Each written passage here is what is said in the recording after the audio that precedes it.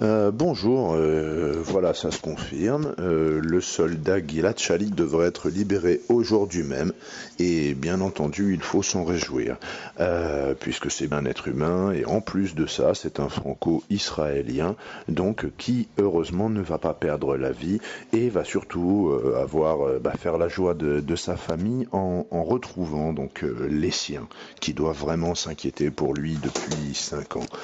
Eh bien, ça me donne à moi déjà une raison d'être content, et puis ça me donne de l'espoir surtout. Je suis en train de me dire, en toute logique, la France a dû faire le nécessaire pour demander à ce que dans le même temps, l'étudiant Salah Hamouri, détenu en Israël, lui depuis plus de 6 ans, eh bien soit libéré également. Que ce franco-palestinien rejoigne la France, ça nous donnerait une raison d'être doublement content. Ça nous donnerait aussi une raison de se dire que notre gouvernement ne fait pas de distinction entre nos concitoyens et que nous soyons mononationaux ou binationaux est censé revenir au même.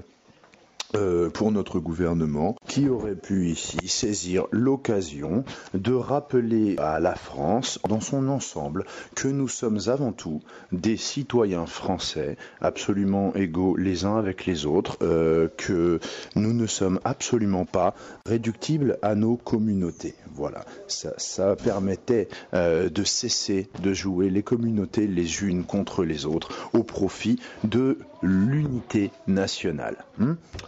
Et voilà, je pense qu'on a tous beaucoup d'espoir. Je me dis, cette occasion rêvée de récupérer 2 de nos concitoyens, est-ce qu'on a essayé de la jouer? Est-ce qu'on a un tout petit peu demandé au gouvernement israélien de faire un effort et de nous rendre Salah Hamouri en plus de Gilad Shalit? Eh bien, je sais pas pour vous, mais moi j'en suis pas sûr. Parce que Salah Hamouri...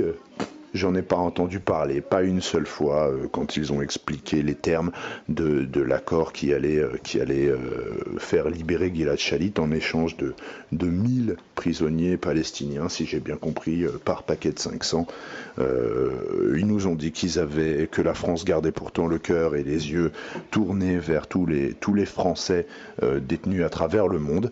Eh ben, pourquoi aller chercher, regarder aussi loin à travers le monde? Voilà, vous êtes en train d'évoquer Gilad Shalit libéré, donc pourquoi ne pas tout simplement vous préoccuper de l'autre Français qui est détenu là-bas, à savoir Salah Hamouri? Eh bien, parce qu'a priori, ce ne serait pas légal, je sais pas, il doit y avoir quelque chose qui nous interdit d'évoquer le nom de Salah Hamouri. Existe-t-il seulement? On finit par en douter. En tout cas, eh bien, si j'apprenais que le Quai d'Orsay a fait ne serait-ce qu'une seule démarche pour récupérer ce franco-palestinien, donc ce français, eh bien, j'en serais très étonné. Franchement, je mangerais mon chapeau. Ah oui, et puis enfin, quand je dis que je suis heureux pour Gilad Shalit, qu'il ne soit pas blessé, qu'il ait la vie sauve et qu'il retrouve les siens, ce n'est pas une position de principe.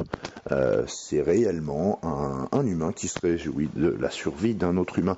Par contre, ce que j'espère, messieurs les Gohagen, messieurs, tous ceux qui voulaient que les gens prêtent serment sur le drapeau ou qu'ils renoncent à une nationalité, j'espère que vous aurez quand même la décence de laisser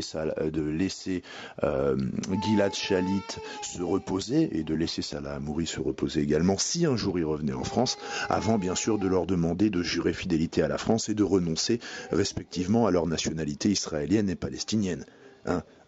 J'espère quand même que Gilad Shalit, là, vous allez pas lui sauter sur la tronche tout de suite pour lui demander ça. Ou alors peut-être que vous allez renoncer à vos élucubrations concernant la double nationalité, messieurs Raoult et Cohagen et consorts. Enfin, sur cette affaire d'inégalité des Français devant leur binationalité, nous y reviendrons. Et puis d'ailleurs, plus tard, un philosophe Abrushing bien connu va nous expliquer par A plus B pourquoi le fait de me poser la question et d'oser prononcer le nom de Salah Hamouri dans la même phrase que celui de Gilad Shalit, eh bien, ce philosophe bien connu va démontrer pourquoi je suis un imbécile de poser cette question et pourquoi vous êtes un imbécile de vous la poser également. Enfin, bon courage, on reviendra là-dessus.